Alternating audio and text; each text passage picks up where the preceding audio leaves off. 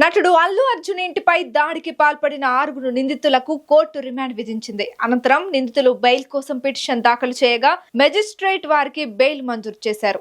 ఆదివారం సాయంత్రం కొంతమంది అక్రమంగా బన్నీ ఇంటి గేటులోకి ప్రవేశించి టమాటాలు, కోడిగుడ్లు విసిరారు. దాంతో అల్లు అర్జున్ కుటుంబం ఇచ్చిన సమాచారం మేరకు జూబ్లీహిల్స్ పోలీసులు ఘటనా స్థలానికి చేరుకొని ఆందోళన చేస్తున్న 6 అరెస్ట్ చేశారు.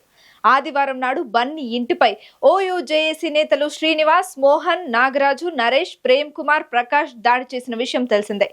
దాంతో ఈ 6 పోలీసులు అదుపులోకి తీసుకున్నారు.